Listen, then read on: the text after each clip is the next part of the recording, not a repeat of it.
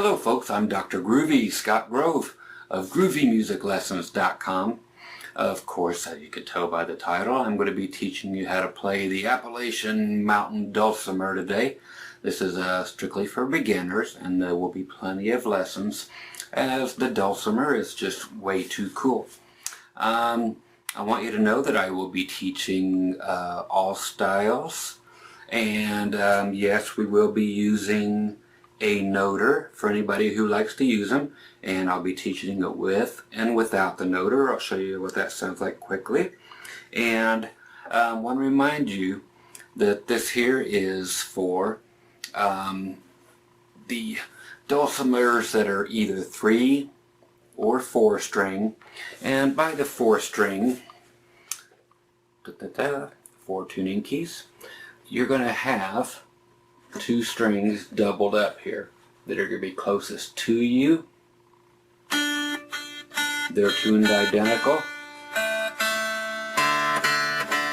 Okay, now the fattest one that'll be furthest away from you, some of the 4 strings have another one right next to it just like this, so it'll actually sound. So if that's what you have too, that's fine and dandy. If you have a 3 string with just one here, and one here, this is perfectly legitimate. If you have an older instrument, I have put fret markers on here for you, and I have put side markers marking the frets, which are the metal bars here going across. And you'll notice we have number 5, 6, 6.5, and 7. The 6.5 fret was added a few decades ago.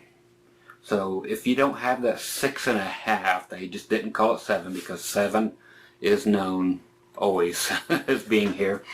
But if you don't have it, maybe consider putting it in because it allows for a lot more things. So if you do have an older dulcimer, I would advise having that someone put that in for you. It could be done very quickly, very cheaply. Real quick, just to kind of show you what'll be going on. And of course this will be at a better angle. But I want you to know that it's great to get a tuner like this that will register when it's in tune. Okay, so just a handheld that has a microphone built in it is really nice. If you opt not to get one of those, there are very few dulcimers that will take these headstock tuners, meaning that if you have what's called a paddle headstock, kind of like this is on a ukulele that you can actually use these on, but some of the dulcimers do, but this won't fit on much. So if you actually have more of a scroll headstock like what I'm using here, there's no way to attach that. Finally, you can use, this here is in the key of A, just nice straight tuning fork, and if you tap it and set it on your dulcimer, the bottom end of it, it will ring that A note. Okay, again, I'll put it on the side of this box. Okay.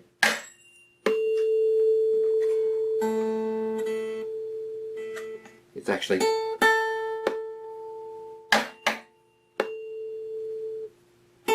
so I'll show you how to tune up with that and so forth if you don't want to mess with electronic tuners. Now this thing that I was talking about called a noter, which is generally a stick basically. It can be as fancy as pieces of ebony with nice inlays of mother of pearl, and all they come in every shape and size. Just to show you the difference in sound, so if you do or do not have one, you can see what they are. I'll put this over here, and I will show you different ways you can use it too. But the sound of this It's more of a sliding sound. If you are a female and you have fingernails that you don't want to mess up, this is also a very good alternative. And also if you might be missing a finger or two or something, I mean, there's always ways around it, and the noter is a good way to do it, and I will show how to play with and without it, because there's a lot you can do with it, but there's a lot more you can do without it. So here's what it sounds like with the noter, just so you know whether to get one or not before you purchase this lesson.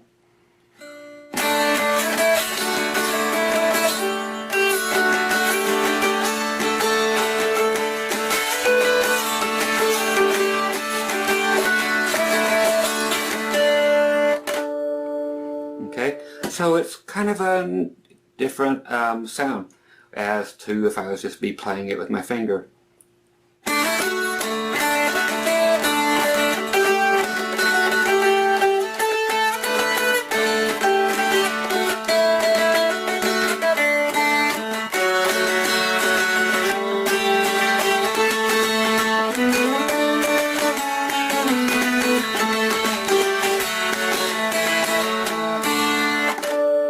Okay, so that's playing straight.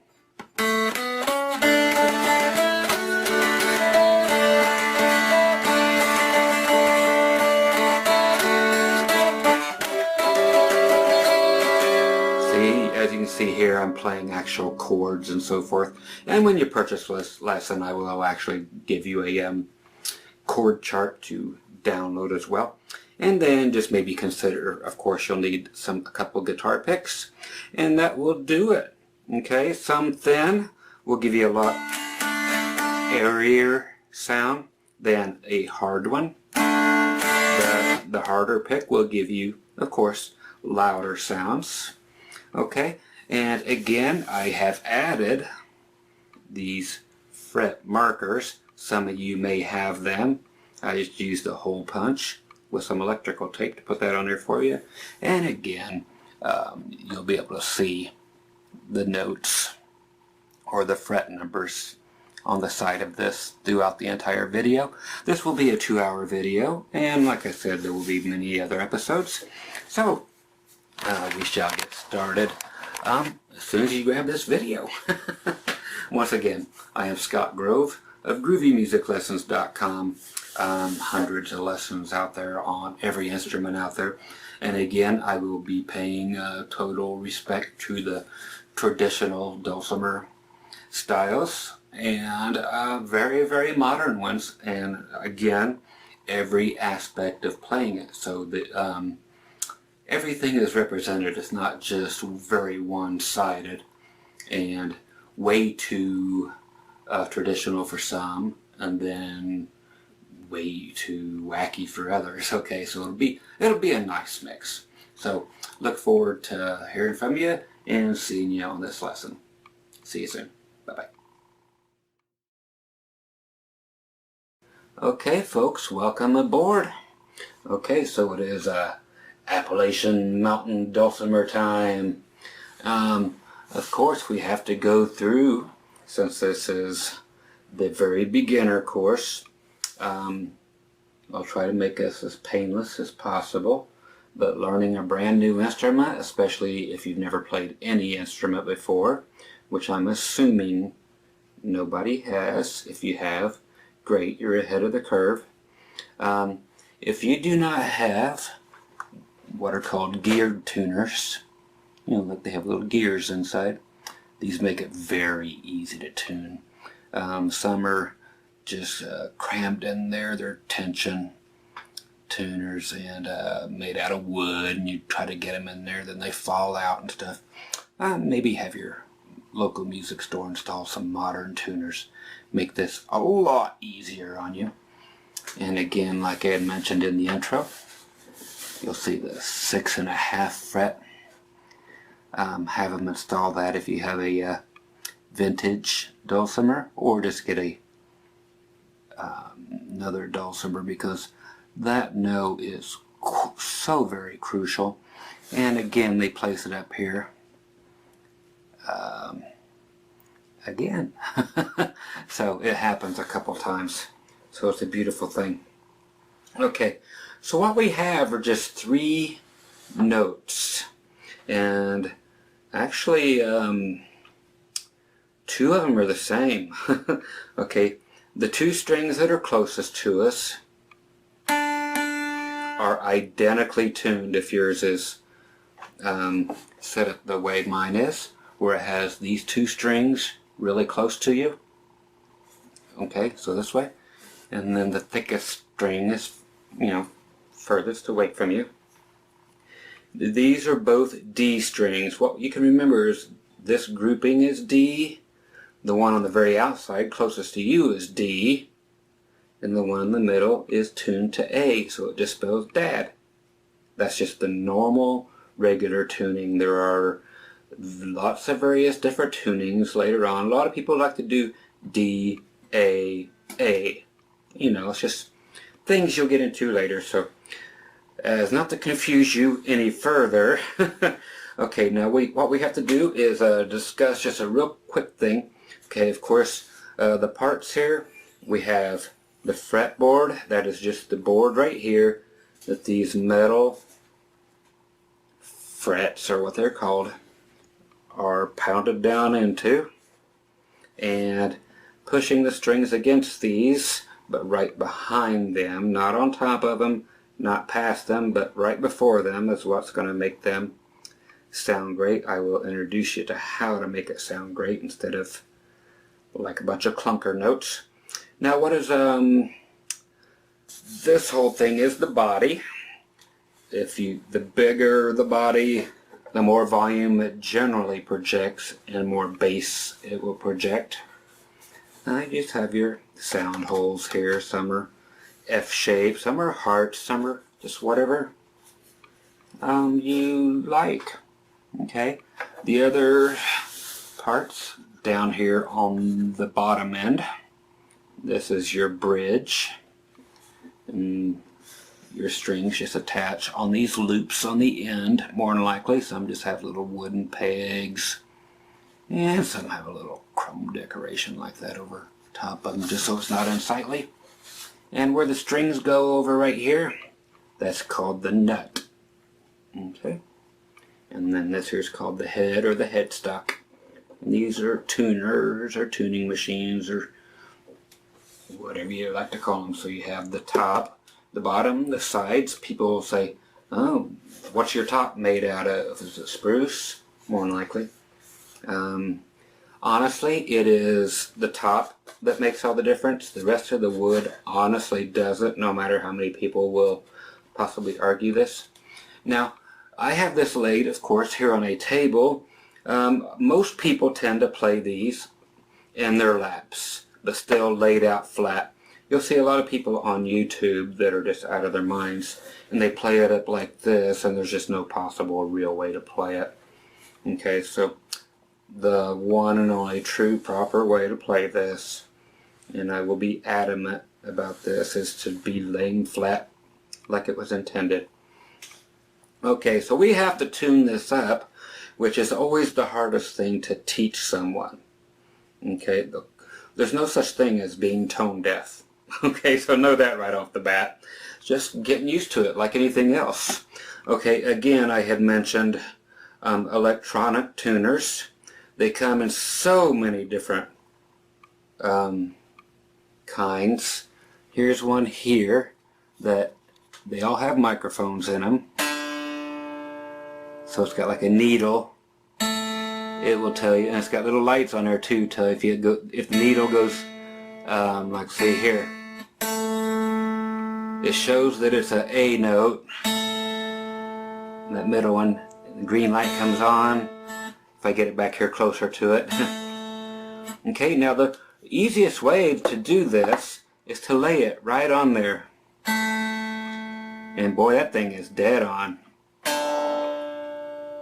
And my D here, usually if it's sharp, meaning that it's tightened up too much, but just a little bit on your tuner,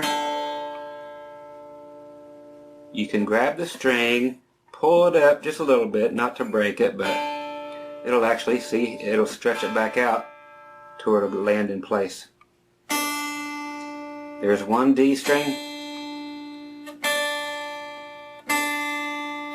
Now some people tend to wrap their strings on here the wrong way, but if they are turning the correct way, it's just the old righty-tighty, lefty-loosey. Okay, so I will show you such, because this is the hardest part to get across to somebody, is to how to tune an instrument. Luckily these two will be tuned the same. So if you loosen one of these strings,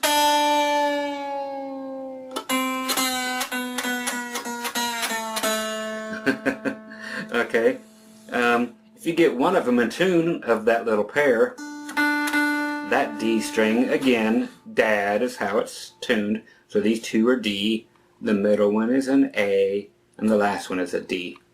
Just what is called an octave lower than this. So it's the same note, it's just lower from down, down. Okay, so I'm actually going to crank this one back up, tighten it, and hit both of these, because I know one of them's in tune. Now, that one's way too low, so I'm going to hit them both and start cranking high on this tuner here. And I'm trying to make them the same note.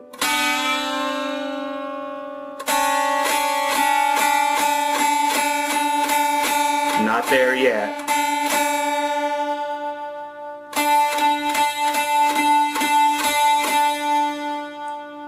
So it's got to sound like one note, even though you're hitting two strings. Okay?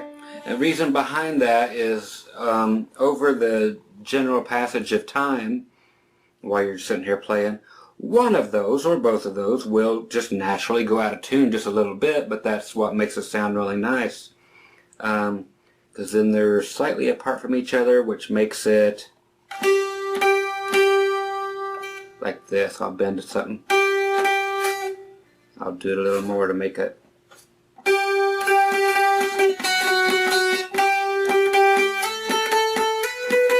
It just adds something to it. You can, it's almost like two people singing together that aren't perfectly on pitch, but there's still something beautiful about it.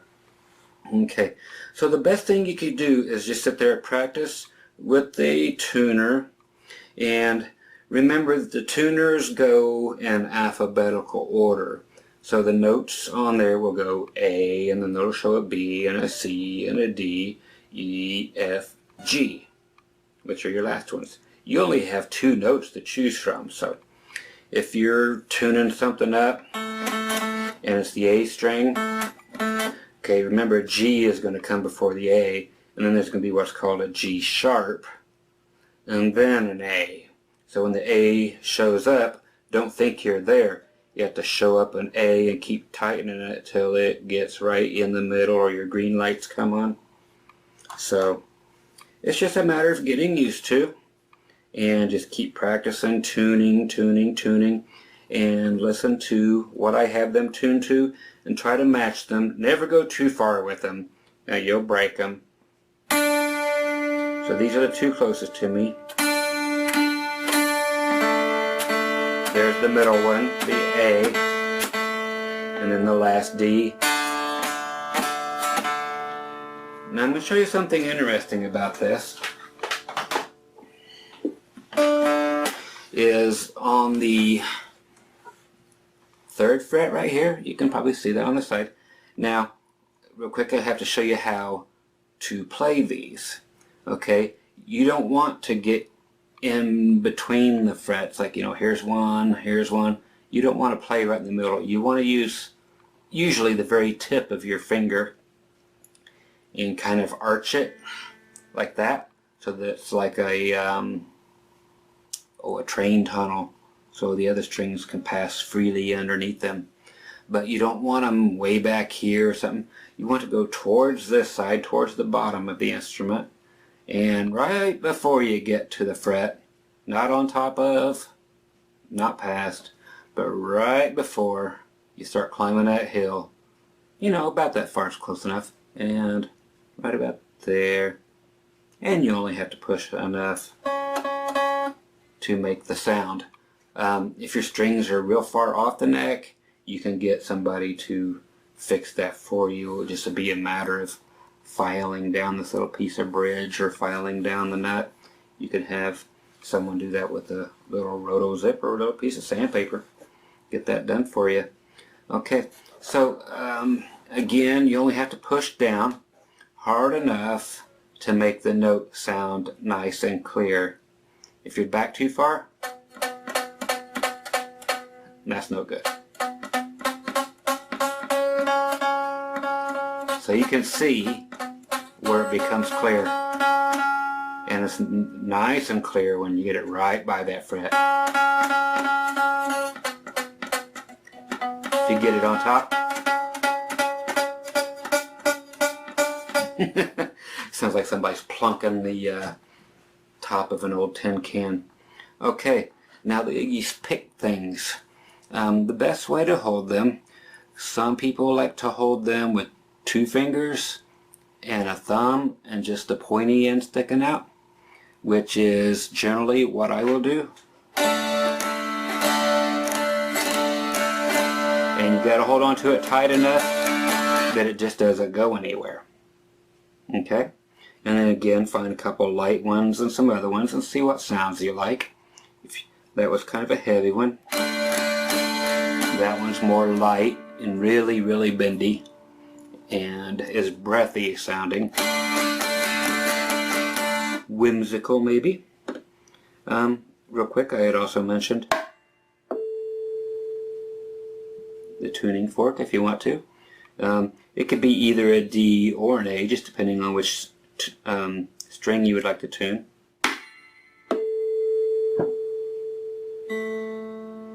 It's an octave different, so it's actually here where the double dots are. Okay, at the 7th fret, not the 6th and a half.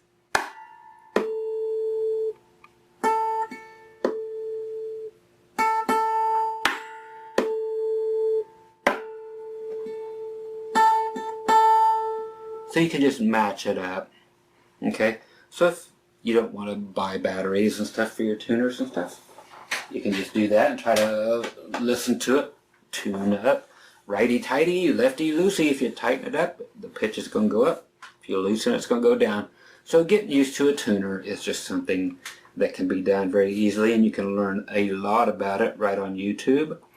And I just don't want to waste your whole day on the tuning, but it's something that definitely requires just a little bit of practice.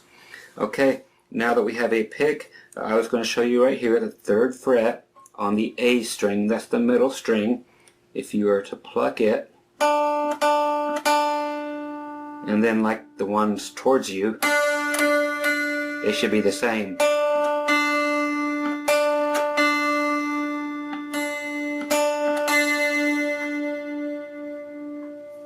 One of them's kind of low.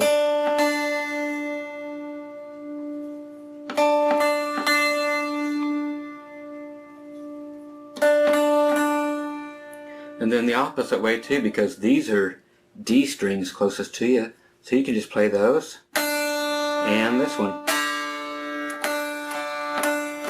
Or do the 3rd fret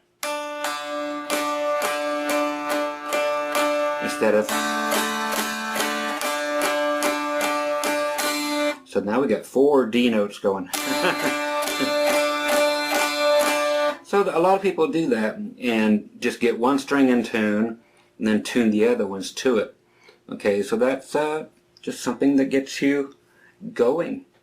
Okay, now I had also mentioned for some of the ladies or everybody, I mean, here's just a tradition. If you have long nails or whatever and you want to use the noter, N-O-T-E-R, you do the notes with it. It's generally only used for the 2 strings that are closest to us, or the 1 string, whatever you have. You know, so the string that's closest to you, if it's a pair of strings or if it's 1 string. Generally 2 ways to hold this, one being the way I'm showing you here. Got it in your hand, finger stretches out across it, and generally this finger will ride right along the side here, okay? So that you make it just long enough, like that, and it just kind of rolls along, but just long enough. It's barely even covering it, but your finger here rides right along the side of this fretboard and just scoots back and forth, and you don't have to worry about pushing down and fretting. Okay, so if you have a noter, cool. If you don't, real quick, here's what they do again, just for reminder's sake. Okay, on picking, okay, again, dun dun dun dun. Where to do it? If you do it way back here, it gets really tinny sounding, and the more forward this way towards the tuners, the fuller it gets. Okay, so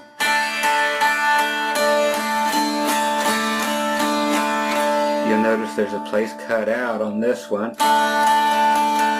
probably where the designer thought it sounded best, but I still like to go up here. It's just a little mellower. So that's totally up to you, whatever sounds best to you. And sometimes you might like to sneak back here and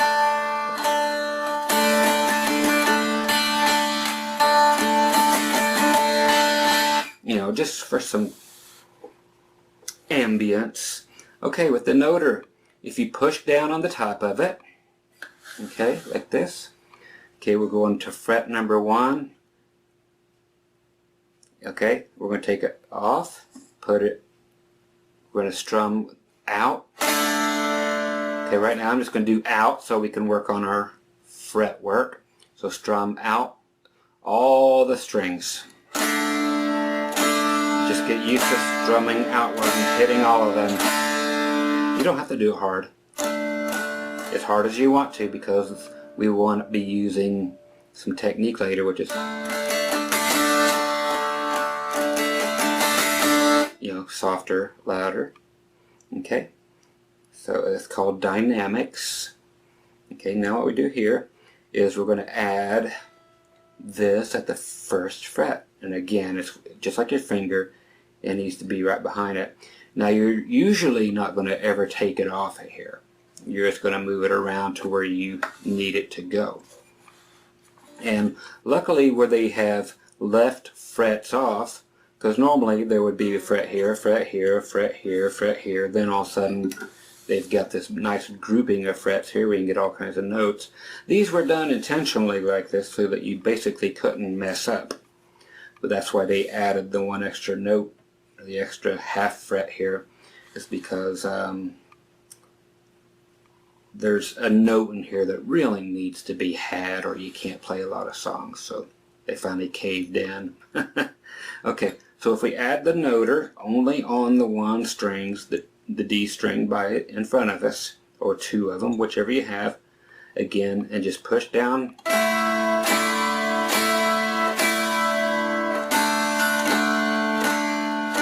Push down again. So I'm just doing 4 outward strums.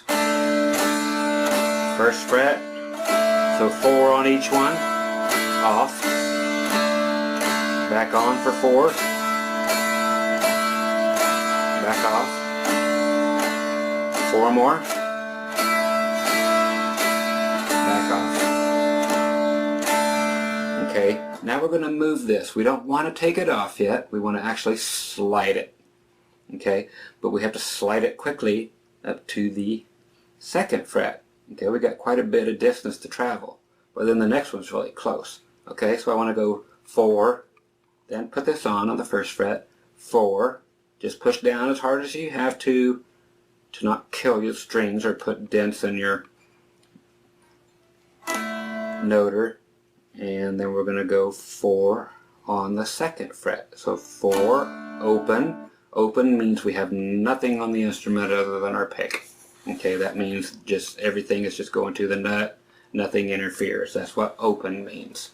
1st fret, and everything else is open. Okay, so we're on our 2 D strings here. So we're going to go open, 4, outward. 1, 2, 3, 4. First fret, second, first, open, first, second, first, open.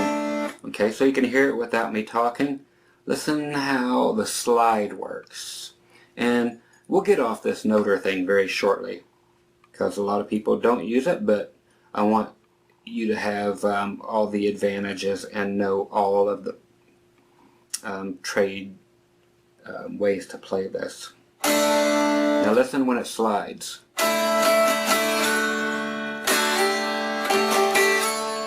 A lot of people will not hit the fourth note. 1, 2, so like 1, 2, 3, 2, 3, 4, 2, 3, 4. So they won't hit number 2. So they'll go 1, 2, 3, 4, 1, 3, 4, 1, 3, 4. Okay, so you can start making melodies up right away. I want you to know that if you use, this is what I want you to do, if you have a noter, or if you don't, go get one. Make one out of a wooden handle of a spoon. It makes no difference. It honestly doesn't. Some will sound different than others. Just find a good stick, you know, and smooth it out. Try all kinds of things. People use bolts that are nice and, you know, just anything that won't tear up your nice wood here. Okay, now if you go to the 7th fret here where the double dots are, or you can see the number 7 here, we have our 6.5 fret. Okay, I want to use this. I am not going to use 6, the good old standard that was on there back in the day. Okay, so I will make sure we get the frets on. Okay, up here to 7, 6.5, skip 6, then 5, 4, 3, 2, 1. Okay, and then open.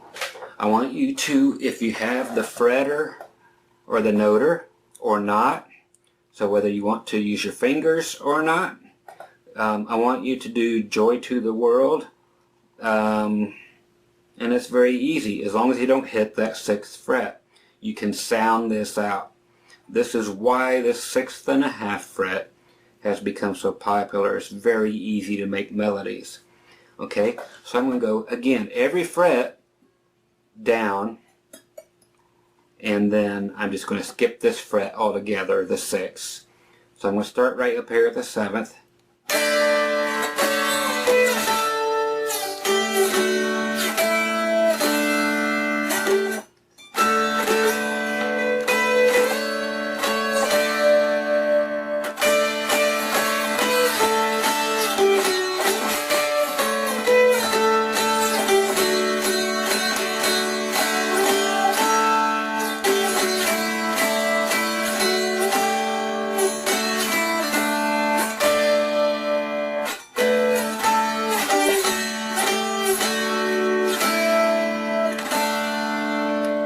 I use that because it's such an easy melody to remember, and you can see that when you do outstrokes, every now and then I will do an inward stroke. I'll try to keep that on the camera. It's really hard to get that wide of an angle, but I'll try to keep my pick in the frame.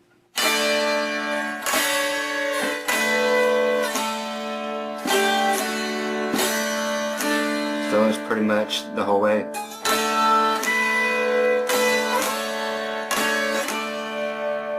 Okay.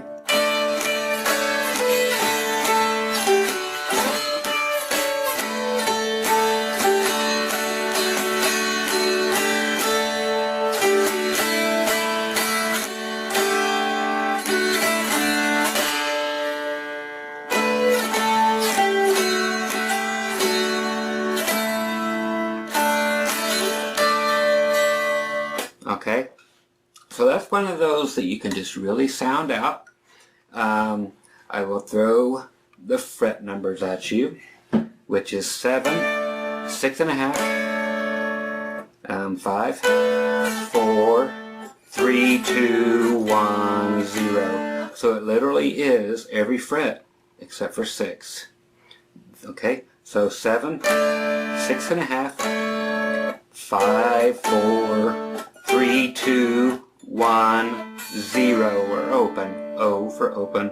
Then you got 4, 4, 5, 5, 6.5, 6.5, 7. Now 7, 6.5, 5, 4, 3, 2, again, 7, 6.5, 5, 4, 3, 2, 2, 2, 2, 2, 3, 4, 3, 2, 1, 1, 1, 2, 3, 2, 1, open, 7. Now 5, 4, 3, 2, 3, 2, 1, open. Now you can always go back and get that. Okay? So that's how the noter works.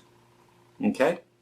But it's always meant for just that one set of strings or that one string. Another way is with your thumb. Some people like to just push down on it with that and then run their finger along the side of the neck and just, it's just whatever's comfortable for you. Okay, now same thing, if you're going to be using your fingers, I want you to work on that same Joy to the World by pushing down and using one finger for right now. And again, get as close to that fret as you can. I'm sorry, I used that 6th fret. And remember that 6.5 fret didn't used to be there. So you could never play songs like this.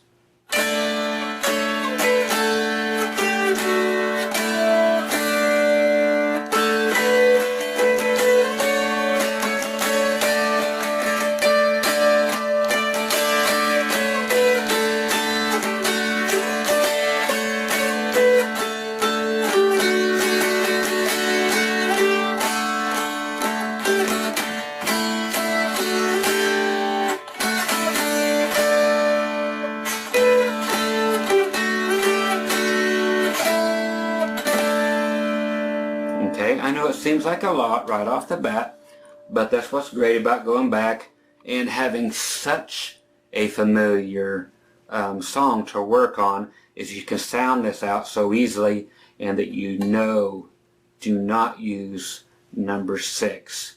If you need to, put some tape on your side with the numbers on it, and make it a lot easier for you. You could put dots here. They belong, if you want them, on fret number 3, fret number 5, and then 2 dots on number 7. What that means is it's called what is called an octave above. So like your D string, and these D strings are an octave above. So if I go to the double dots, so it's the same as these. So the whole thing starts over again where the double dots are. And you'll see that I got double dots again here. So it just starts over, then 1, 2, 3 again with a dot. Okay, and then you skip one, then there's the dot again. Then hey, it starts all over again. Okay, so if you want to do that, like I said, I just took electrical tape and a hole punch and just stuck them right in there. So I have something to look at. Some are made with them on there, some are not. And it's always good to have something like this pointing towards you so you can see the fret numbers and so forth.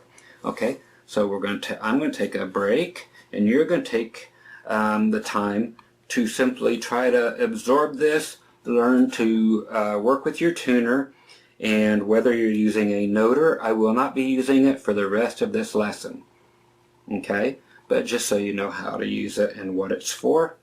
And everybody else work with just one finger right now on the Christmas song. I know, but then again, like I said, it's just the most recognizable song to teach beginners with. And then I'm going to start showing you how to use all kinds of notes, okay? So I'll be back in just a couple seconds, and you come back with me, and I'll be here, okay? So we'll be back for chapter 2 very shortly. Okay, welcome back to chapter 2. I want to work on number 1, some strumming, and now we're going to utilize some more fingers going on here and utilize the rest of the strings not just being open but actually putting a little action on the fretboard here. I won't make it too difficult at all. Again, the Christmas thing is exactly for what it was because it's such a well-known melody that it's an easy one to pretty much figure out on your own, and it will help you tremendously. You'll find Christmas music is actually, oddly enough, the best music to figure out melodies on.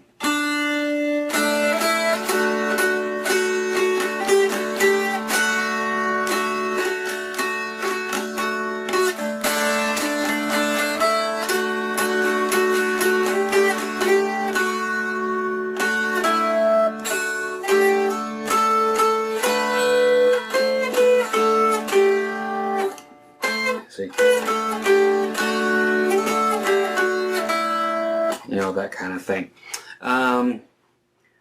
What I want you to remember is if your strings are going out of tune really quickly, they do have a tendency to stretch, especially if they're new. So the best thing to do is tug on them closely, you know, about like that, and all the way around. They're not going to break on you. Just tug on them, and they will go flat, meaning, you know, they'll go, they'll need to be tightened back up a little bit. But that, and you won't have to do them very much, because once they're stretched out, period. And the only thing that will make it go out of tune will be just like temperatures or changes in humidity would be the only thing. But they should stay in tune forever once they're stretched. So don't think you have a faulty instrument if it's out of tune. Just needs this little string stretch. I will check this. There, I just tightened it up a little bit. I need a little string stretch. Okay, strumming. Right now I want you to work on out, out, in, out, out, in, out. So the only time that there's 2 outs together is the very first one. It just kind of gets you going. So it's just out, okay, then out, in, out, out, in, out, out, in, out. So it ends up being almost a gallop, okay, because it's going to be like 1, 2, 3, 1, 2, 3, 1, 2, 3. Okay? And that's what we will build up to. Again, everything I do on here will be at a rapid pace, and again, that's why you just need to shut this thing down whenever you need to. Okay? Because I want to get the most bang for your buck. And it's a really easy instrument to play once you get there. But I want you to get there in this one lesson to where you can play in front of people and not be ashamed of yourself. You know, you'll be proud to do it, and people will be freaked out that you did it in one lesson. Okay? So here we go again. Just out, then out, and out. Out, out, in, out, out, in, out, out, in, out. And on your own, keep working on that till you get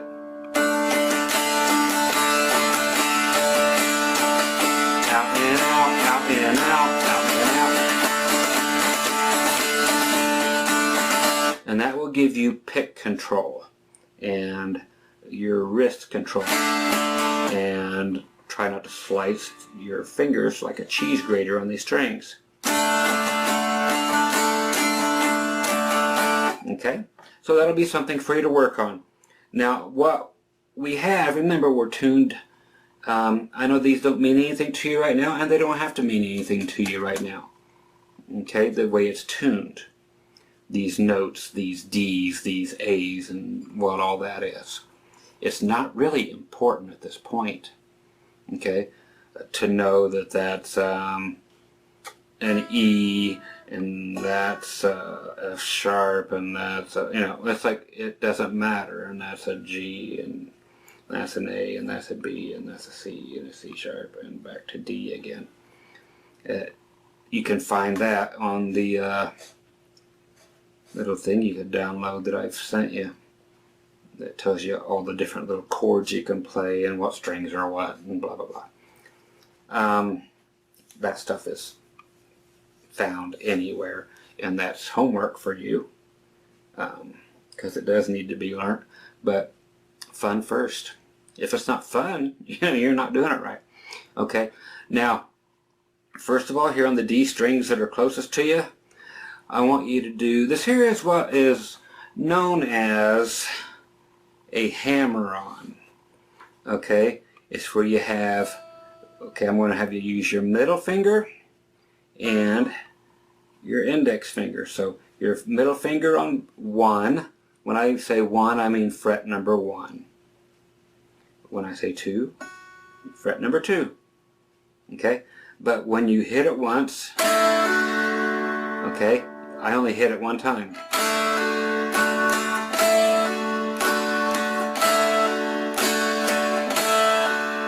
Okay, so I've got one finger there, and then I hit it once, and it's called a hammer-on. As you can see why.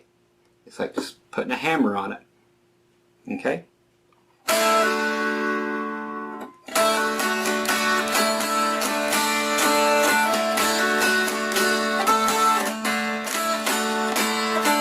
Okay, I know you're thinking, some of you know what song that is. Anyway, yeah, rock and roll tune. But it just teaches you to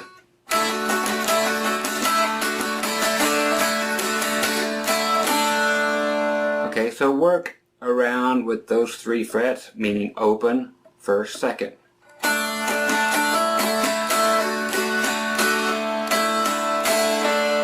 And the other one's called a pull-off. So if you take this, you're actually kind of picking it as you come away. Hammer on, pull off. That's something to get used to. And that's another thing, you know, you could pause right now and that could take you 20 minutes to get used to it.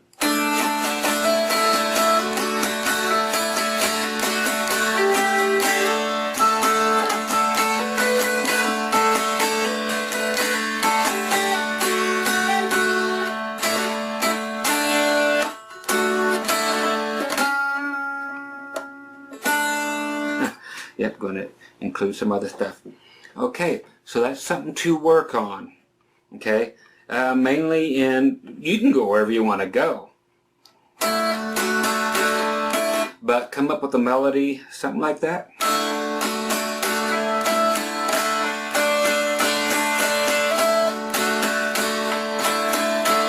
Where the picking is just very basic, and that you hit your hammer-ons.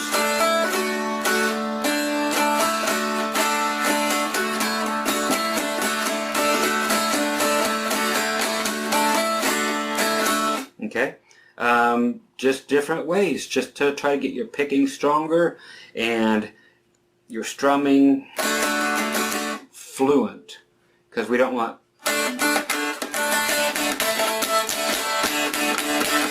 it just needs to be nice and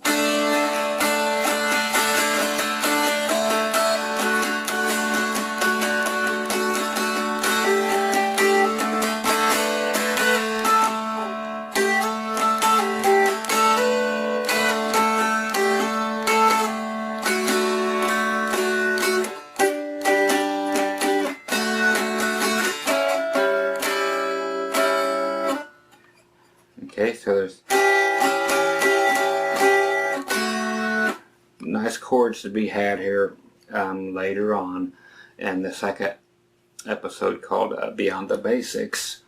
But right now, I want you to realize, again, we have D strings, and then we have another D string.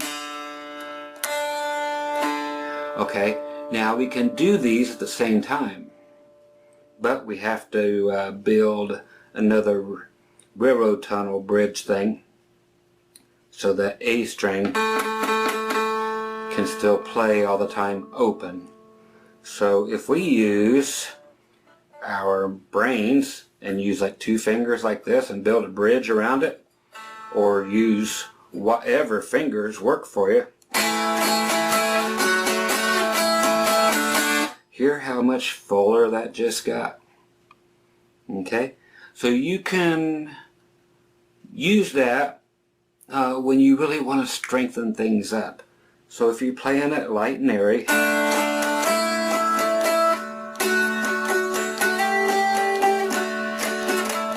now you want to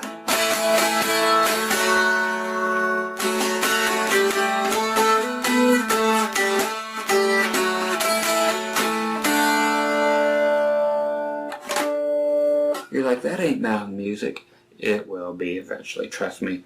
But it's all about techniques first. Okay? Everything has to begin somewhere.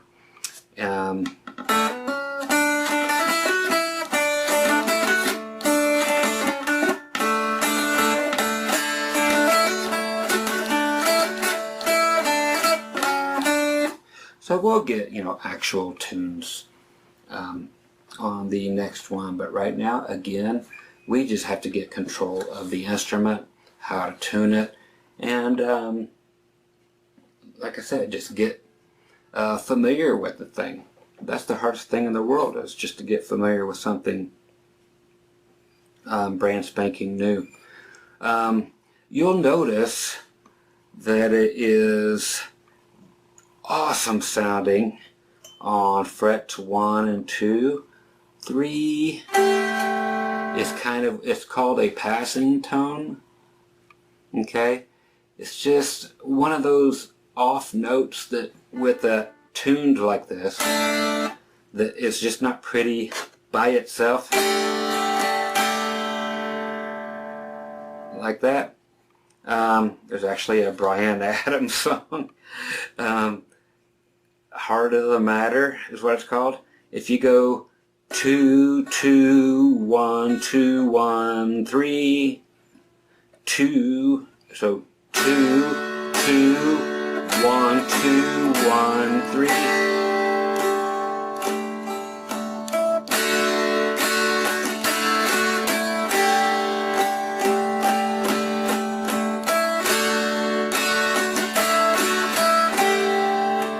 But that's another thing, just a thing that is something that we all know, more than likely, that will teach you to really make a good spread here, or you can use 3 fingers.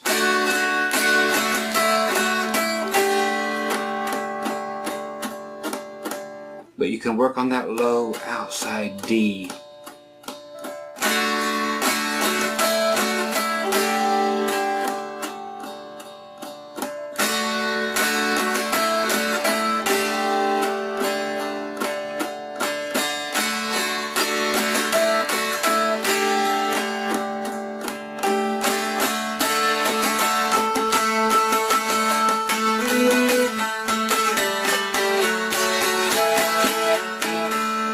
Okay, just making stuff up. But that's the beauty of it. Don't let anybody tell you what to do. Everything I'm giving you are guidelines. Please destroy them. Make them your own. Okay? I'm just giving you suggestions. There's no rules in music. It's just self-expression. So, please explore at your leisure. Again, I'm just here for ideas and to try to get you to do a few things that must be done, but most of the time I try to encourage you to explore. Okay? So again, with that one right there, the 3rd fret, It's just kind of weird. It's aloof, but the at the 3rd fret, so 4th and 5th are really pretty. You know, just like 1 and 2, 4 and 5 are just as beautiful. So you can always skip 3.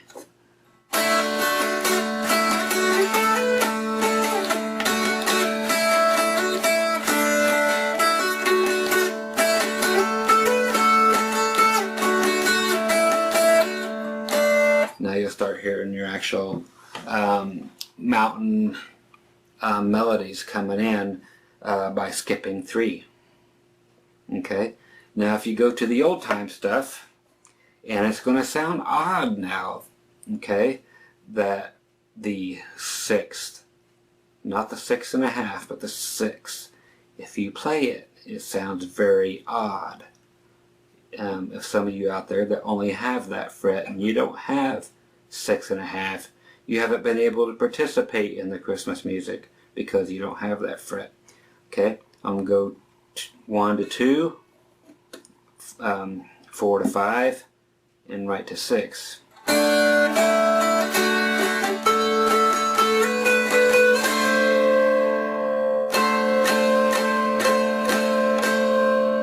This sounds weird, huh? And not to have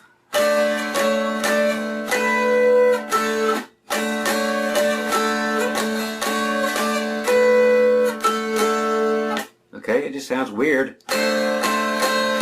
Okay.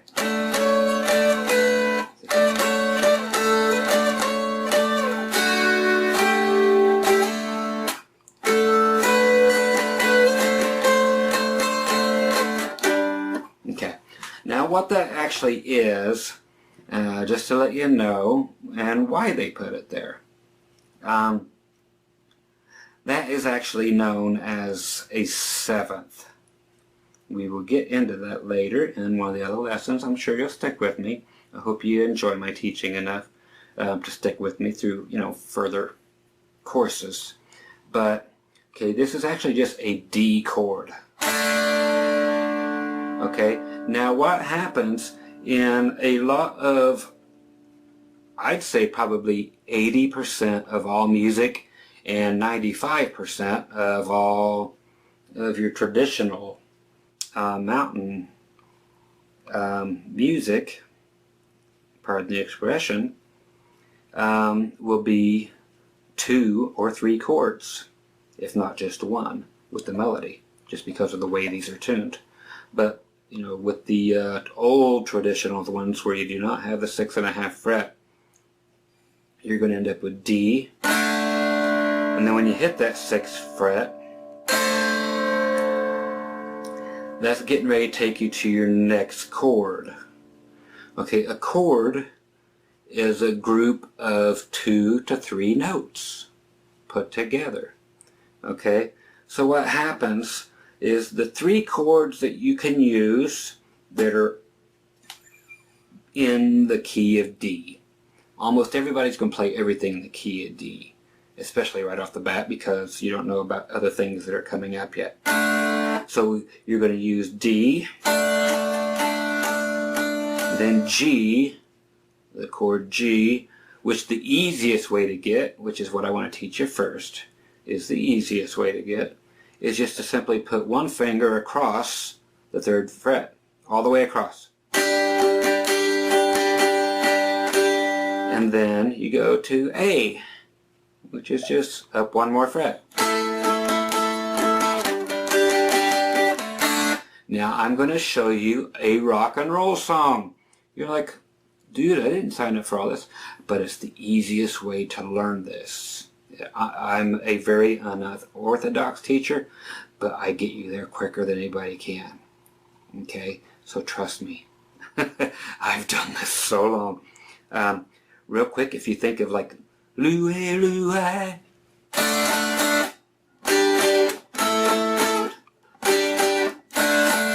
So open 3 3 4 4 4 3 3 open.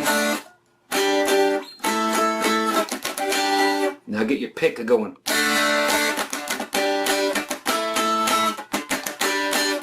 I'm doing what's called muting.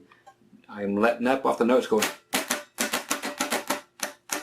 just by not pushing down. Okay, so that's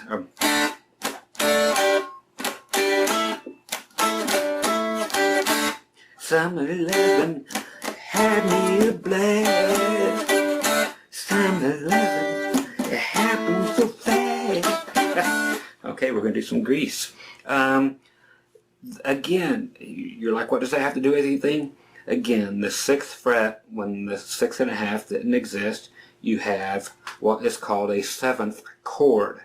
It's not the 7th fret, that's this thing, where everything starts over.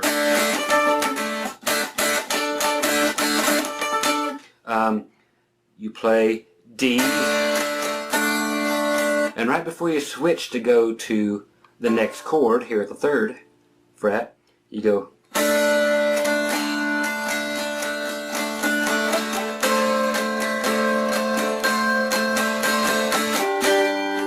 Hear that? You've heard that a million times. It just does a little passing tone is what that's called, but that's a D7 by putting it on the 6th fret.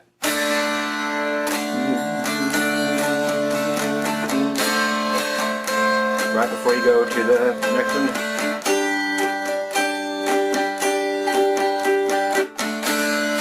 Now we're going to the 4th fret.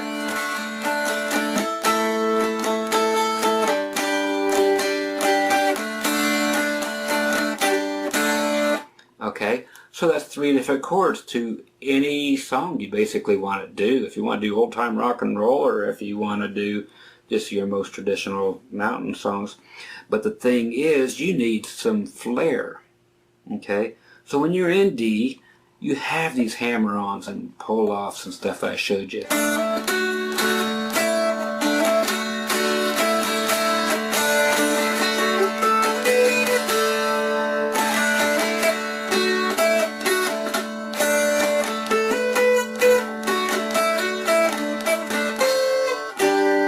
What do you have when you go there? Well, here's what you do is you get rid of that 1st finger, okay, and you use your ring finger. I know it's weird.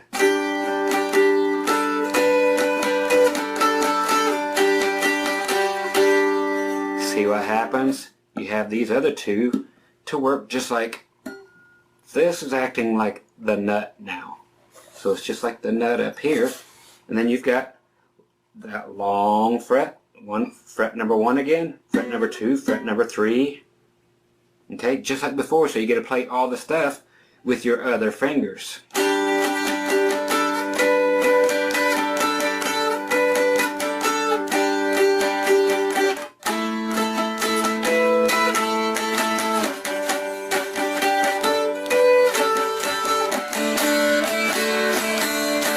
Okay, so you see how this is starting to make music now? Okay. So now you have D.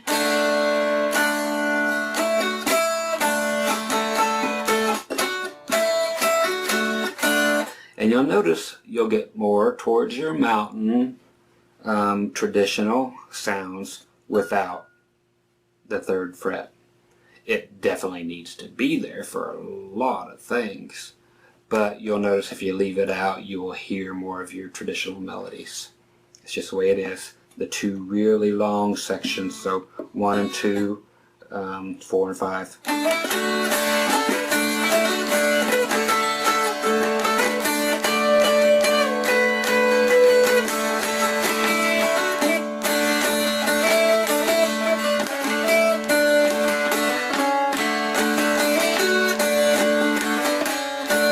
And now don't forget, we also have that string in the middle, the A string. Okay, if you do it open, 1st fret, 2nd fret. Okay, these you need to play by themselves. Then finally, your D strings, or all of it. It's just a nice way to lead up into. Because if you do this one with at the 2nd fret with your D strings here by close to you, horrible. But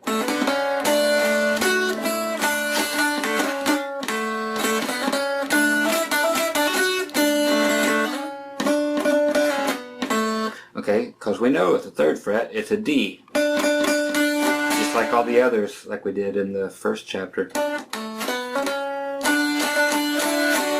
See? So now, think about this. Once we get to D, so we're on the middle string, the A string. Now everything's D. We can keep going with that now. Let the other ones do what's called droning. That's what these are famous for. All these notes that just keep ringing, it's called droning. It's like a bagpipe. It just has that one note going all the time. That's what these are like. And that's what gives them their beauty. They have that droning sound. That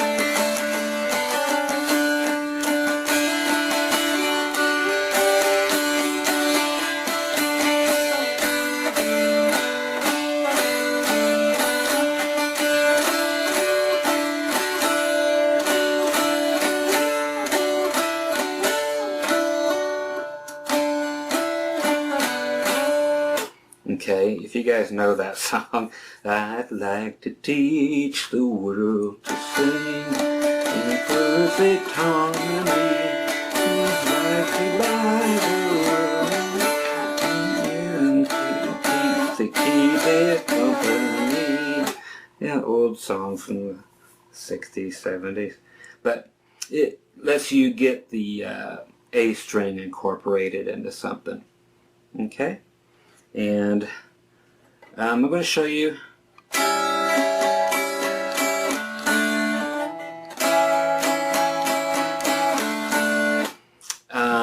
one quick other chord just for fun.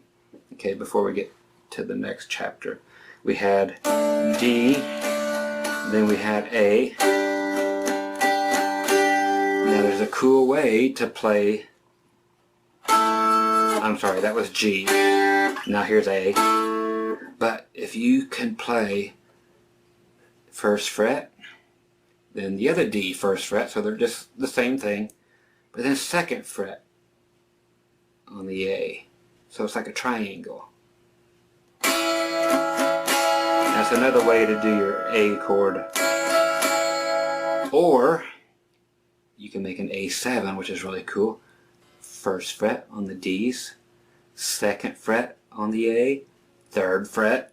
So it's like a staircase on that D that's furthest away from you.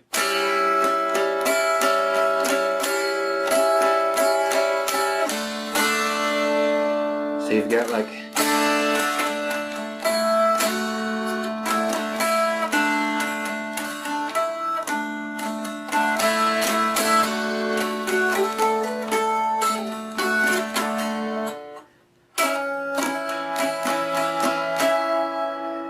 okay, that's the first one I showed you.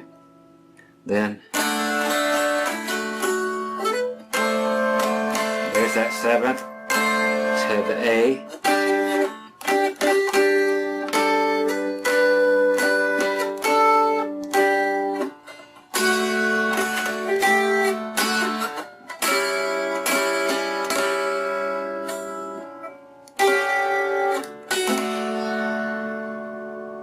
Okay, so that gave us this cool sound with the staircase here, this A7.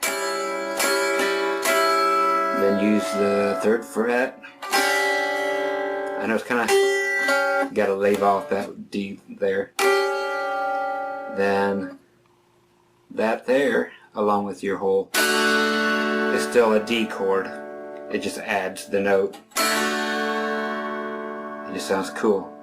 So it's still fair game to end it like that, and it's still a D chord.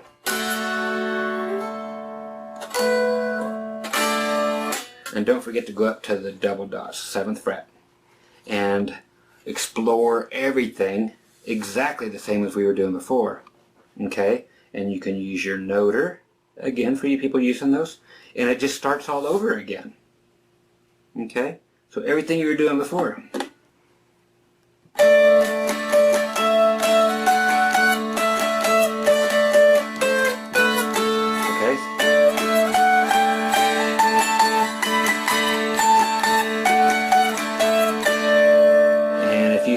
You can go all the way way up to the double dots again. And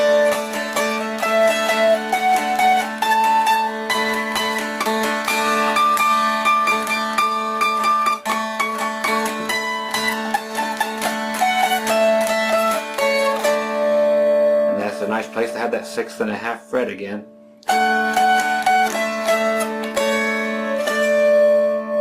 Never used to be able to get that before. Okay, so that's the end of chapter 2. A lot of stuff to work on. I'm going to give you 2 more chapters after this. Okay, just so you know, you've got a lot coming and a lot to work on, but you're going to have so much information on one single video that you're just going to blow people's minds. I know you are. So I'll be right back with chapter 3, alright? Okay folks, welcome back to chapter 3. Hopefully it's taken you a few days at least to catch up with all this. I don't expect you at all to follow me at real speed, especially if you've never played any instrument before. What's going to come up now is some pure fun. These are what are called harmonies. Okay, you've all heard people singing harmonies. That's where somebody will be singing the lead note and another person sings a different note to them. And it blends really well. Just like the D and the A. Those are harmonies of each other. And if I was to add in another harmony, okay, there's D, A, and F sharp. That's what's called a triad. That's a proper chord. That's a real D chord. Okay, so with your finger on the 2nd fret of your big old D string.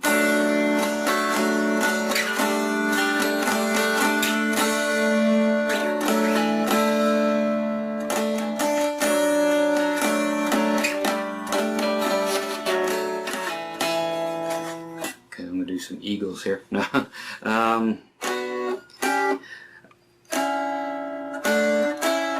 I'm going to do is show you some harmonies that you can use with this open droning D thing going on, because I don't want to get too much stuff crammed in your head. I don't want to get you confused, but I do want you to have plenty of fun stuff to work on. Because as soon as you get this picking hand, that's actually the hardest part. All this other stuff is just fun. But it really is. The picking hand is the silent hero. It's just getting that guy right. And getting the gallops and, you know, they're just the different rhythms. And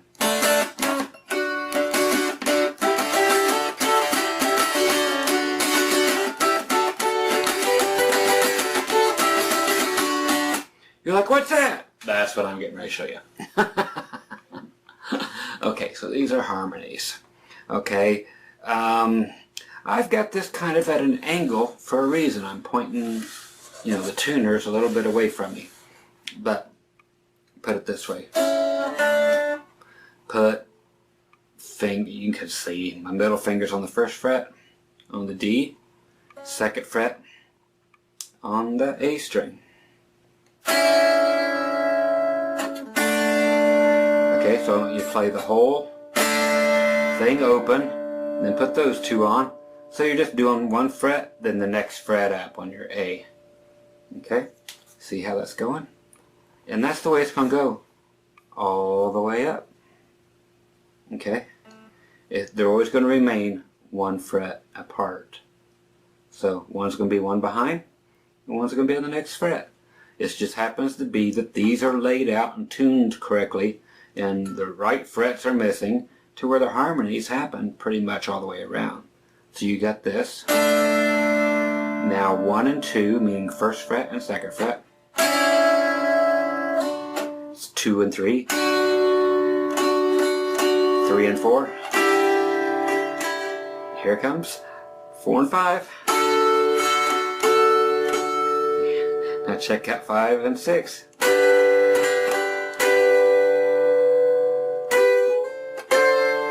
See where we get nothing there? And not much else. But okay, so we can get all the way up to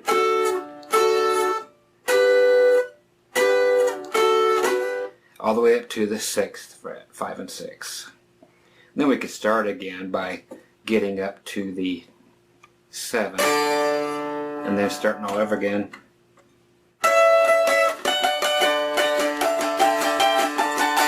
You know, where the whole thing starts over and do the same thing. But where this here all happens is the open one and the 2 and 3, meaning 2nd and 3rd fret. The one in between is just a nice passing tone, but you can't hang on it. See what I mean by a passing tone? It's something that is just there to add flavor, but you don't want to chew on it too long, you know, kind of like a hot pepper.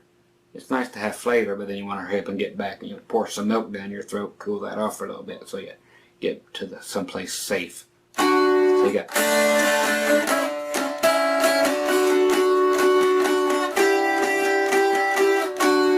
same thing with that one there, with 3 and 4. It's kind of a, you either want to go back to here or up to the next ones. Okay, so there's your really nice safe places. All the other ones are passing tones. So even the next one, you want to go to it, but you want to get back away and go somewhere safe. So your safe zones are open, 2 and 3, and 4 and 5. Okay, so, but it's the ones in between that create what is called tension. Okay, that just means they lead you to, you know, the listener's ear wants you to go somewhere else. They hear that, they know you're going somewhere, and that word is called resolve. You have to resolve it. You have to give your ear, the listener's ear, everything a break and go to something that is comfortable to listen to instead of and leaving that just hang out there. That's like going dun dun dun dun, dun and just walking away. No dun dun or going dun dun dun dun dun, dun and not going or whatever, you know. Dun dun dun dun dun. Just so you got to resolve is what it's called.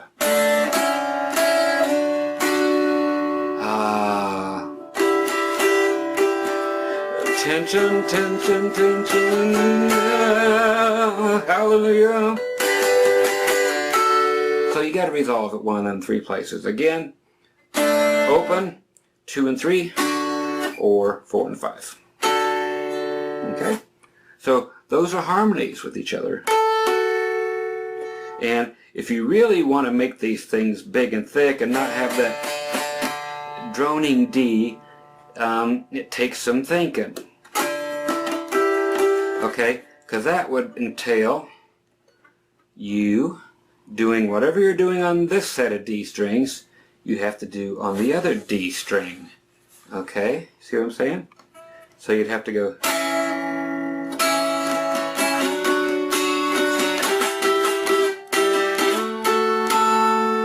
But you have full chords that way.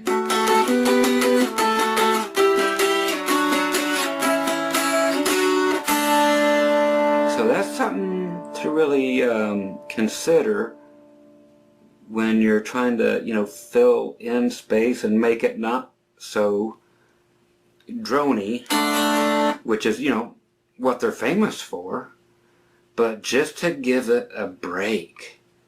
Give the listener's ear a break. Give you a break. So now, instead of any one note always going just like that. Why do I forget the name of that thing all the time? The Scottish thing, the bagpipes, just all the time with that G note, just droning all the time. It can't change. It's just the way that it is. But so the same things. So we do open. Now we got 1 and 1 on both sets of D strings, so on 3 strings actually, unless you're playing a 3-string instrument. And then that one on the 2. And then just keep taking everything up with that A string out 1 fret in front of everything else. So there's your resting place. Tension and resting place.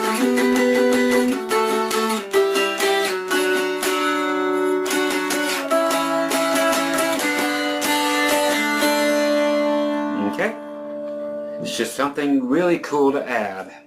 Again, there's all these things to add. These are what I like to call my style of teaching is that I give you all the tools, all the nails, all the supplies, and just let you go build your own house. You know, that's where the best musicians come from, are the ones who seek out music that they create instead of something else that somebody else has created. I know you want to play certain songs, and you can do that. You can figure them out. And I'll show you some, but you're going to figure them out quicker than I'm going to show them to you, because you're going to start being excited that you can play and that you're starting to sound stuff out, and that's what it's all about. And especially if you start writing things, that's when it's ultimate. Okay, I want to show you on your lowest string, the one closest to you but furthest away from me, a little bit of movement. Okay, because we're not playing on that one much. We're using it for the drone. It's just always that again, just like the bagpipe.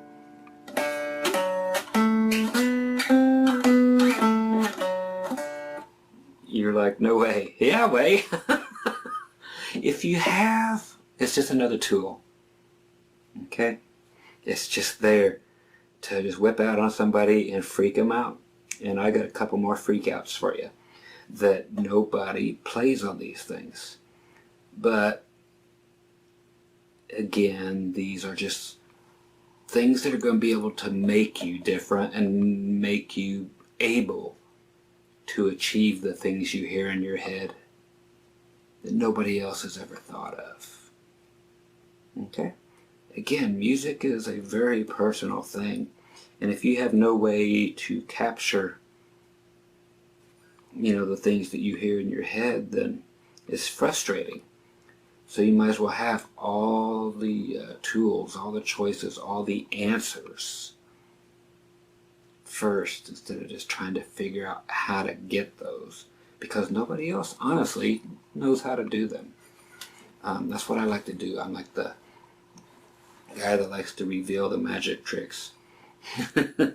Okay, this here's actually a bass line, but it allows movement on this string because it doesn't see much action. Okay, you know what I mean? You hardly ever see anybody play that string, and it's sad, man. It's got a cool sound. Okay, so we're going to go everything open. Then on that D string, that's one here towards you or away from you, at fret numbers, I'm just going to yell the numbers out. 2. So you got open first. 2, 4, 5, 6, 5, 4, 2, open. So you're just skipping 1 and 3. So 1, open, 2, 4, 5, 6, 5, 4, 2. So open. I want you to hear that string.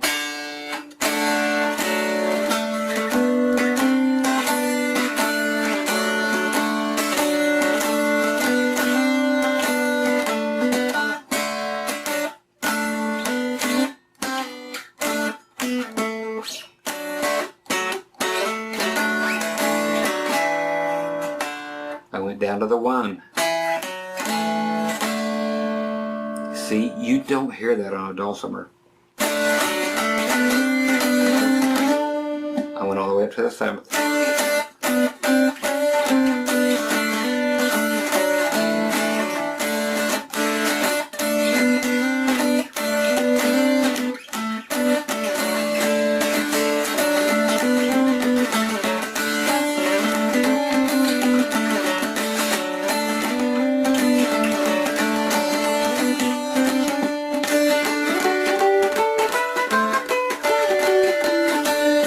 This went up and did it higher again. But do that and you're going to freak somebody out. But if they're playing and you're in like a dulcimer circle and they're just going,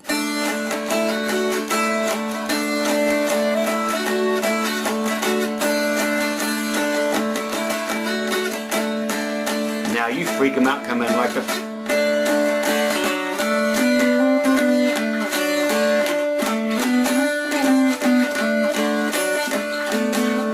I mean, holy cow, it will just liven the place up and their eyes will brighten up. They won't know what you're doing. They might kick you out of the place, but I mean, again, it's just something cool. Now, speaking of cool, here comes, okay, I showed you harmonies, which is great. It's like,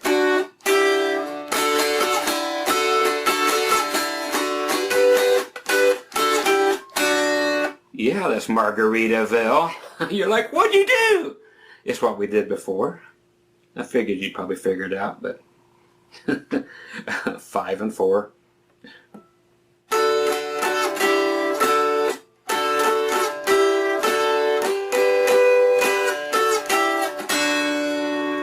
Yep. And living on sponge cake. Watching the sun bathe. All those shrimp there covered in oil.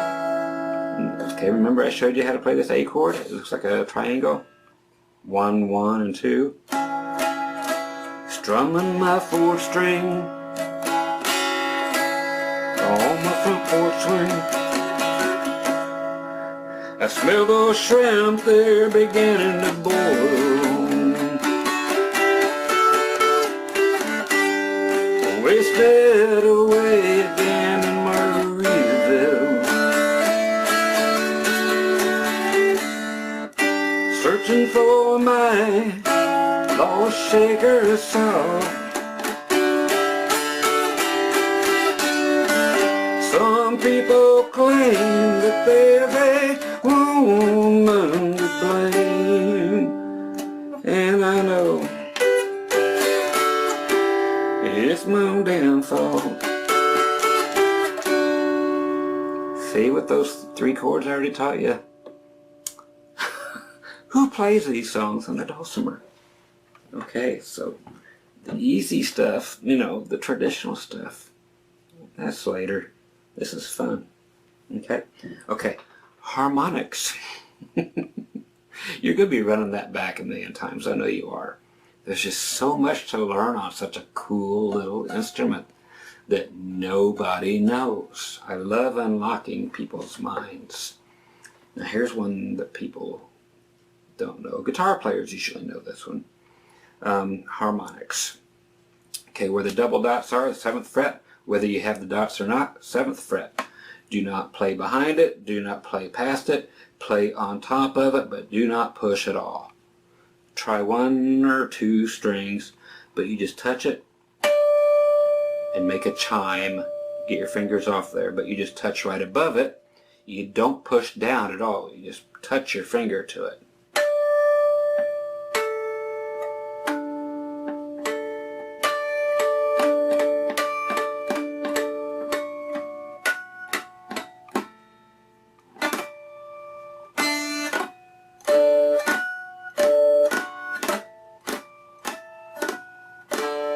You're like, what? Okay, so right here at the 7th is the easiest place to make it all happen. And what is cool about that is attitude. Okay, So say you're doing these harmonies.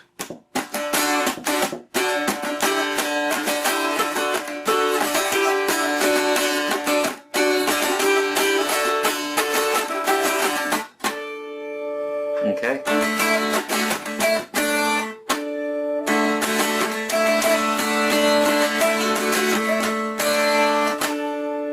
See, I'm hitting them all.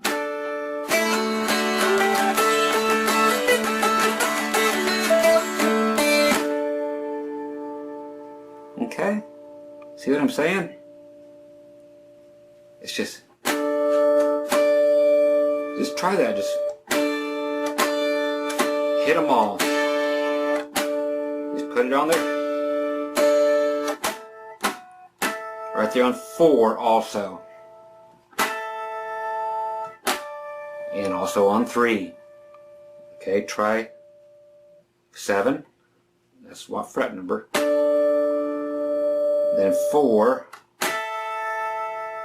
It takes, I make it look really easy. And 3. 3 is an octave above the 7, meaning it's just exactly the same notes.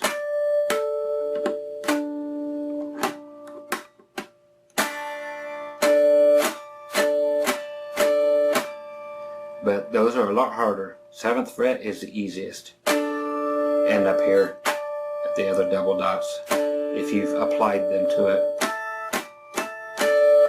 But man, that can freak some people out.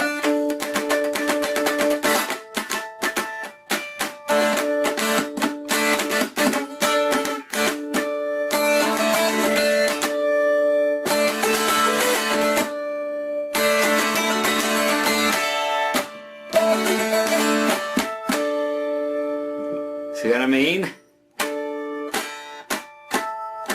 More things that you could just whip out there and just blow people's minds. Again, man, who the heck?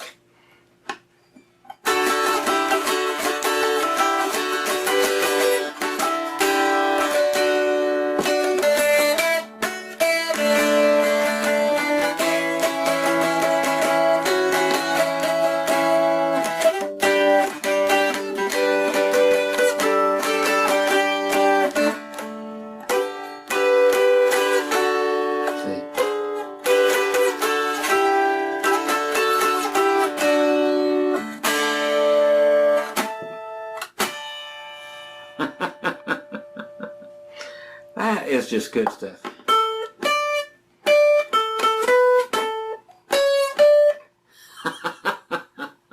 You're like, what? You gotta know it. I know you gotta know it. Just because. A string, 7th fret. Oh, I'm sorry. D strings first. 7th fret. Now your A string. Okay, so 7, 8. Okay, so then the new fret, 6.5 to 7.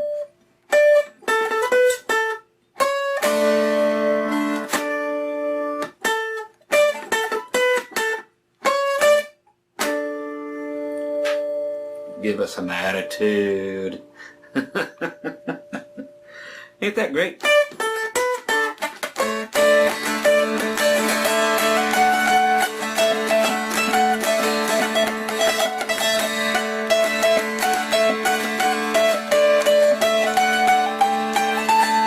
Now, I'm worried you're going to forget about the rest of the instrument and only play half of it. So, really remember that you have double the instrument to play. Don't forget to go past 7. There you go. You've got a whole other instrument that you haven't been playing on. Okay? Just get up there and do the same things you've been doing. You just have to remember there's not a nut here at the 7th. But everything else you've been playing is fair game.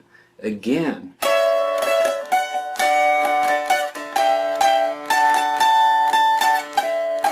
Okay? But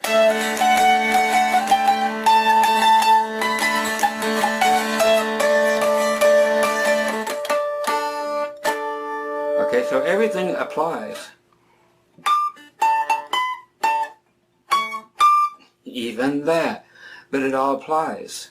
So you got your D chord, which is that, which is this.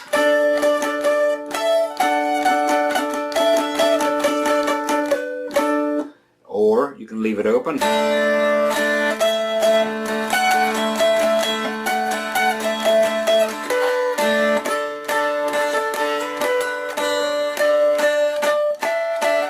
Now don't forget to use that A string.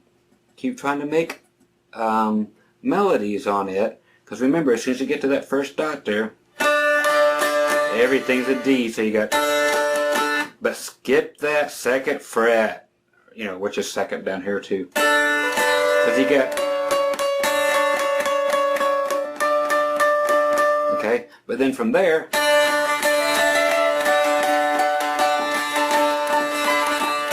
but you got everywhere to go.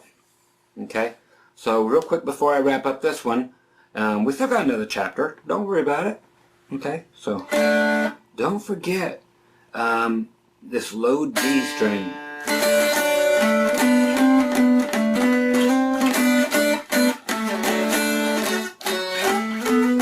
Okay, you can do these.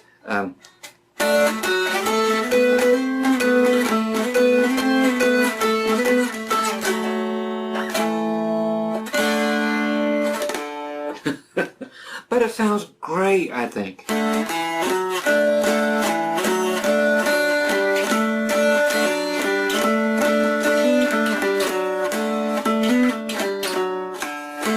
Yeah, it's just so easy to pick out melodies on these things.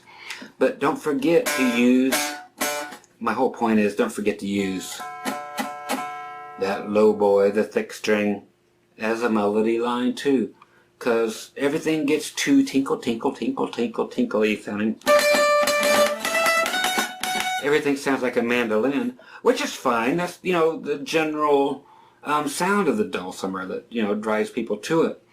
But again, you are an individual, and I really push people to express themselves. Tradition is tradition, and it should be respected and learned. But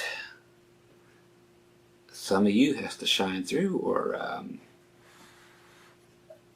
it just don't work. Don't be afraid to put your fingers in different places. Just play this chord again, the one that looks like a triangle. It's just an A chord. So we had D, G, then A, which is first fret on both D's, and then second fret on the A.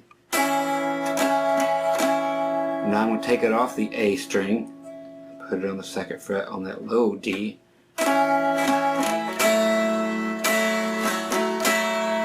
Which means if it sounds okay here, it's going to sound okay on the other set of D's. Okay, so back where we were.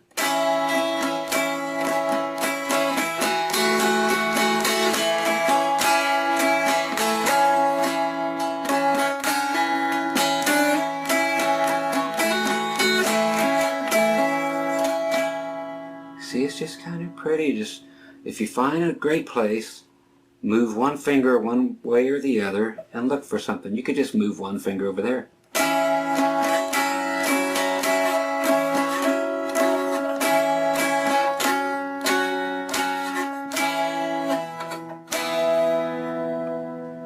See, you never know what you're going to come with. So, explore. So you got some bass movement lines. You got dun, dun, dun, dun, dun, dun. You've got harmonics. You got harmonies.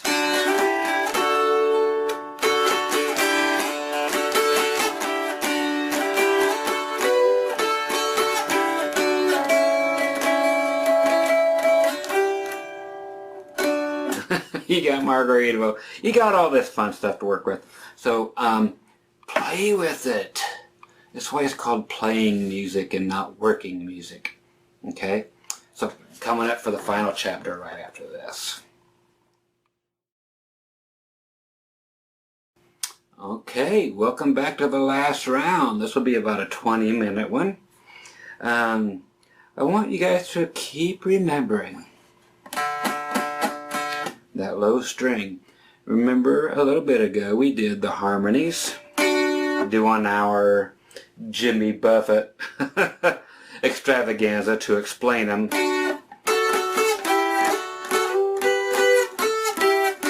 Remember, the high strings and the low strings are both D strings. Okay? So don't leave them out.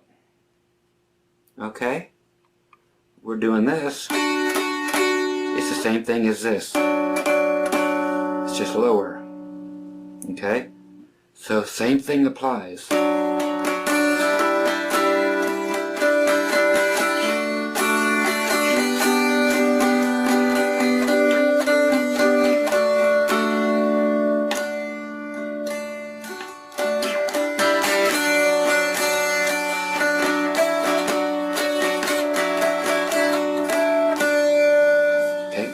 So you can see what I'm doing here.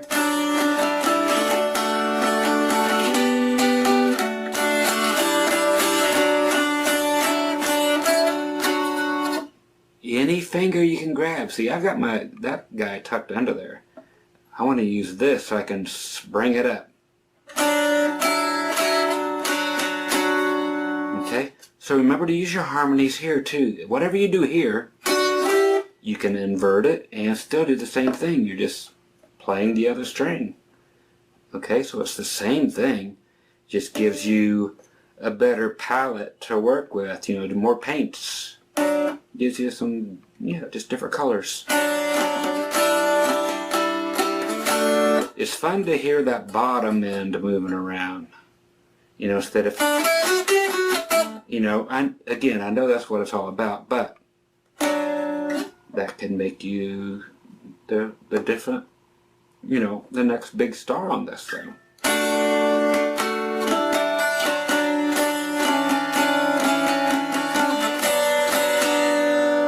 You check that? Invert things now and then, because I just went. We already know this. And we already did. But it's kind of funky, the passing tone. Let's see what's there if you just change places.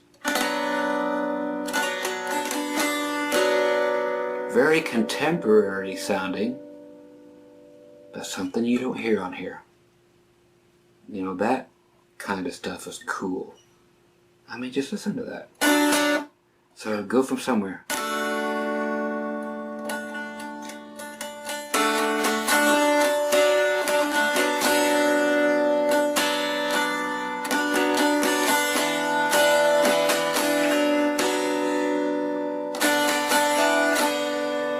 See, it's just got a neat sound. You let that low part move around a little bit. Okay, so don't forget your low D string. Wanted to also remind those folks that are using this thing, the noter. I don't want to leave you out. If again there is a reason that you're using it other than tradition, or even the whole fingernail thing, whatever it is, again, it's a very big part. So learn to play with it, all of you, just to get used to the thing. There's a lot of things you won't be able to do with this. Again, it's got a different sound, especially if you're into recording.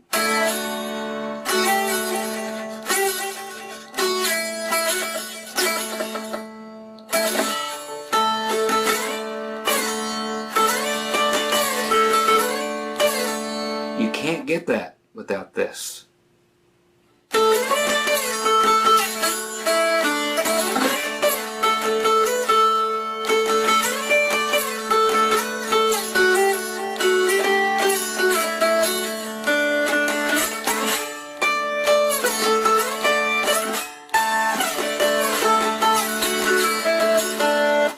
It's just one of those things that it was meant for this.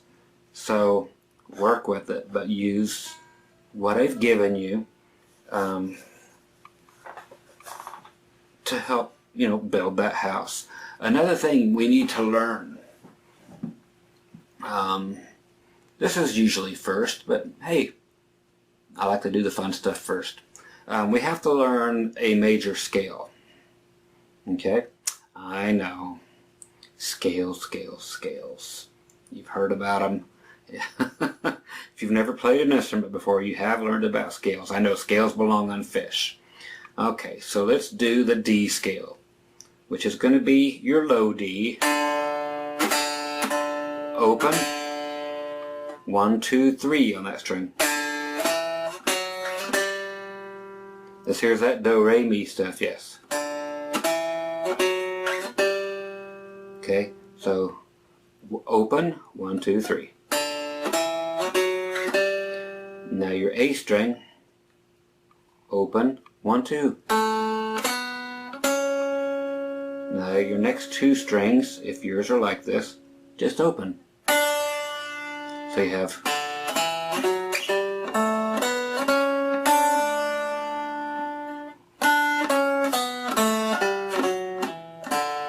now I want you to honestly work on this.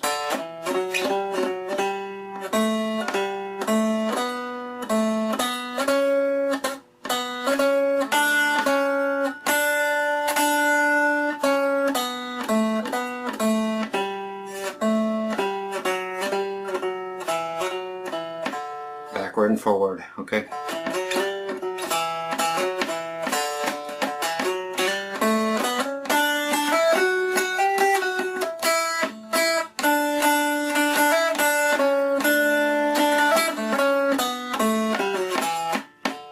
Okay, you can hear that you're going to get a lot out of this actually. Okay, another place where it's going to work for you in the exact same way is going to be like if this were your nut right here on the 3rd fret. So you go, see, yeah.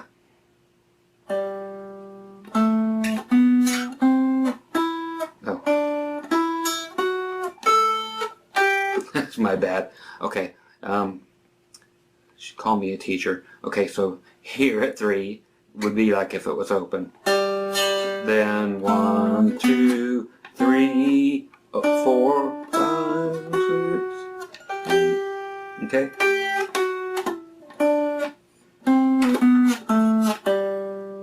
So to learn it, any place that it has that fret configuration, where there's 2 long places, then a skinny one. So here's 2 long ones and a skinny one, but you have the nut. So you got to replace the nut with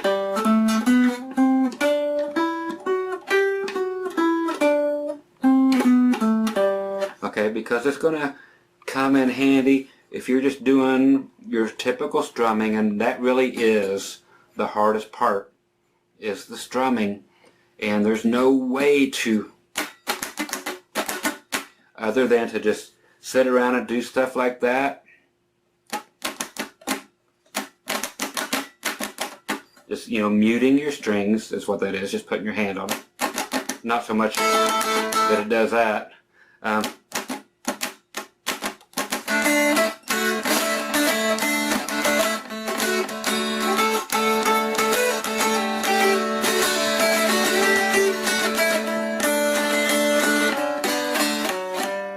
Okay.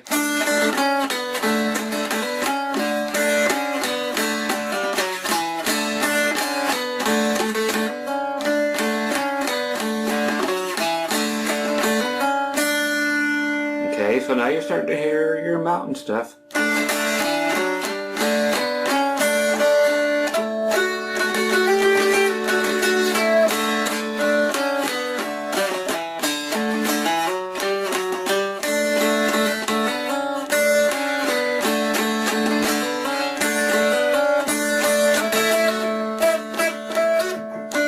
And don't forget your hammer-ons and pull-offs. I'd need to do a review.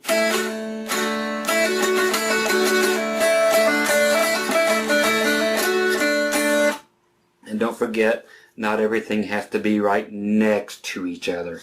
You can find some of the most fabulous stuff far away.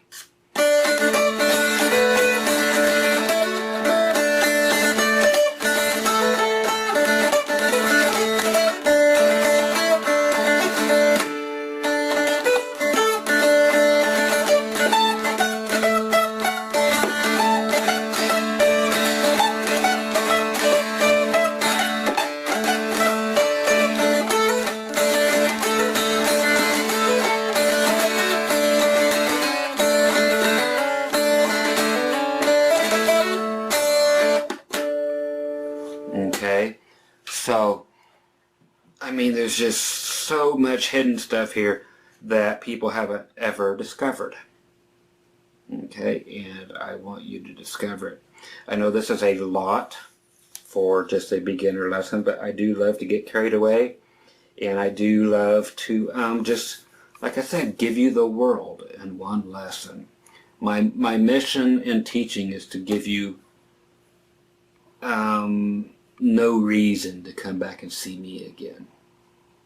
If you ever make it famous, I want front row tickets to a concert. But enough to allow you to figure out the stuff that is traditional if you care to. If you don't, whatever. You know, you may have had an epiphany or been totally disgusted by the lesson. Either way, I think you see that there is more here than just, you know, a gazillion-year-old instrument, that you can actually do a lot of really cool things that are outside of the norm, and or just take the traditional stuff and just add a new flair to it, if that's all the more you want to take it. Okay, now again, with your noter, you can do, if you want, it takes some doing, taking a few, okay, like this. If you want to grab it with this, like that, put 2 fingers over the top right in the middle, so you got your little devil horn sticking up, but put it across all the strings, then you've got room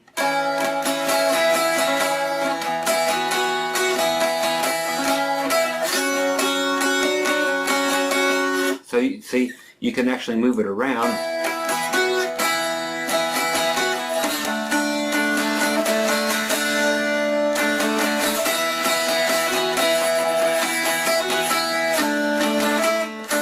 So it's not a total loss if this is what you're using. But then again, like I said, it's got full potential with the whole slide thing.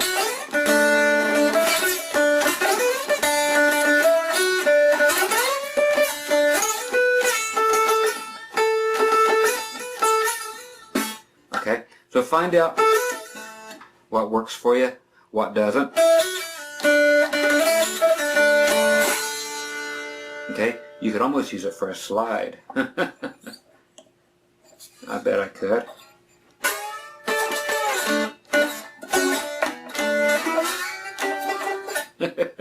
Anyway, try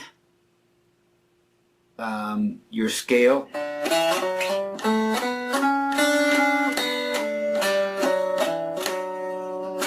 Just stop at different points, listen to what it does.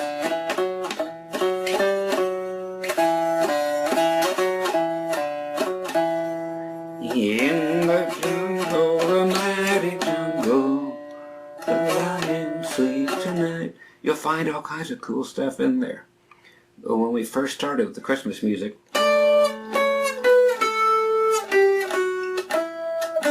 check it out. Do, re, mi, fa, sol, la, ti, do.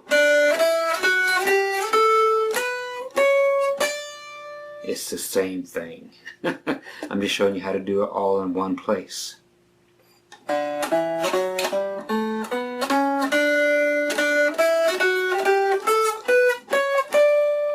See, it's just an extension. So we just did 2 scales in a row. And I taught you the real way, and then the fun way, which we started the whole thing with.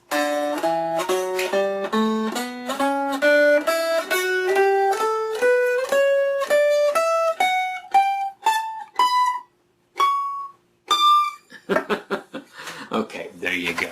I'll quit being so goofy. Anyway, once again, I am Scott Grove of GroovyMusicLessons.com. Come on over if you get a chance. Got a forum there, and you can always catch me on the blog too. Almost 200 free lessons on all kinds of instruments you'll see when you get there. If you've never been there, ukuleles, banjos, electric guitars, basses, mandolins, everything you could think of, keyboards, harmonicas, juice harps. Man, it's unlimited, it really is. And the very, very close cousin to the Dulcimer here, which was basically ripped off, but you've seen this, which is the strum stick, which is just another version of it, just backward and upside down, basically. So I have lessons on these too, if you ever care to go to anywhere and get the McNally strum stick. It is actually tuned very similar like this, so it's just, but everything on it's played the same. It's just the low notes on the top part and the skinny strings on the bottom. Otherwise it's identical. So it's very easy to play both. Once you know one, the other one's very easy just to strap on around your neck and play it too. So maybe think about the strum stick as well. It's just a cool little travel instrument that's easier to pack around. And again, there will be a lot more of the Dulcimer lessons coming along, and some traditional stuff for the traditionalists, and some more wacky stuff for myself. And I hope you enjoyed the lesson and all that I'm trying to convey into it, and to just give you, again, tools to build your own house. Again, you're going to find it much more exciting. You're going to find a lot of excitement in being able to pick out melodies that you've heard before. But once you start writing your own stuff, and just in some place where you're just all alone, you know, just that whole surreal time, and you can just come up with something of your own, that's what makes it all worthwhile. So hopefully I've given you enough to get started on that path. And again, come back anytime for some more, okay? Once again, I'm Scott. Thank you so much for putting yourself in my hands. I appreciate it a lot. Take care. Bye-bye.